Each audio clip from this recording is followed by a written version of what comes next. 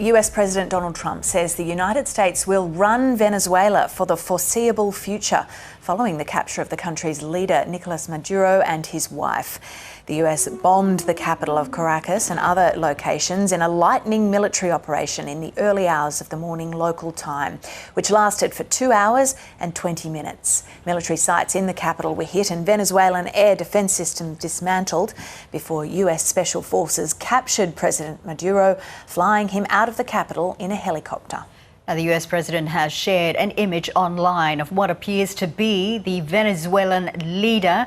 He seems to be on board a US warship on its way to New York, where he was indicted on drug charges. Well, Mr. Trump, along with Secretary of State Marco Rubio, Secretary of Defense Pete Hegseth, and other major Washington officials, held a news conference earlier this morning. We'll bring you some of those comments now. We're not afraid of boots on the ground if we have to have. We had boots on the ground last night at a very high level, actually.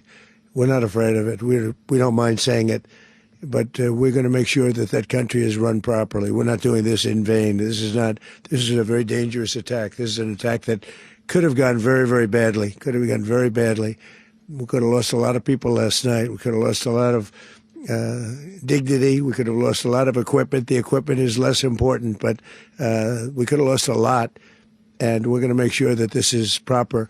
We're there now. We're ready to go again if we have to. We're going to run the country right. It's going to be run very judiciously, very fairly. It's going to make a lot of money. We're going to give money to the people. We're going to reimburse people that were taken advantage of.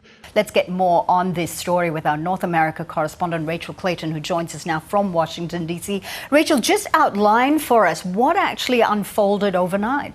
Good morning. Well, as you just said, these attacks occurred in the early hours of the morning on Saturday morning here in the US and in Caracas in Venezuela, about 2 o'clock in the morning. Multiple strikes hit the capital. It wasn't initially known who or what was behind those strikes. It was rumored to be the United States, but it wasn't until a few hours later that we heard from President Donald Trump via Truth Social in a statement saying that the United States was behind the strikes and announcing that the US had captured President Nicolas Maduro and his wife Cilia Flores, and that the United States was taking them both back to the United States. Since then, we've heard more details during that press conference from President Trump and other White House officials. We heard that Friday night, President Trump gave the green light to the military to begin this attack. It's called Operation Absolute Resolve, and it involved 150 aircraft launching from 20 different bases on land and at sea. The whole operation from start to finish was about 2 hours and 20 minutes. It had been planned for months and included soldiers, Marines, sailors from all branches of the US military who had been at the ready for weeks waiting for the word from President Trump to go ahead. There was no loss of life on the US side, according to the government, and in a press conference that we just heard a bit from, Mr. Trump said the United States will run Venezuela until the USA can do a safe and proper transition of power. The other thing that's quite important that we heard is that the United States is going to take over the Venezuelan oil industry.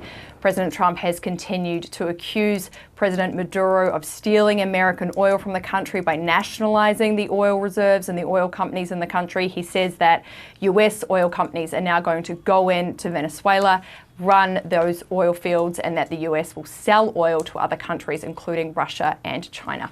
All right, so those are what happened. Those are the events that happened overnight, early morning, your time, of course, in the United States. How has President Trump justified this mission? He's reiterated a lot of what we've heard in the past, saying that the Maduro government is illegitimate and responsible for trafficking drugs into the United States, particularly cocaine. He's also said that the Maduro government had stolen the oil industry from America by nationalizing it, and that constitutes, as he says, the largest theft of American property in history. This is also part of the new US long-term military strategy for its own backyard to shore up security in Latin America. We've heard a lot about that from President Trump over the past few weeks. And we do know that there had been an indictment out for President Maduro for a few years now. So the United States is saying that it's just fulfilling those legal obligations it had to capture the president.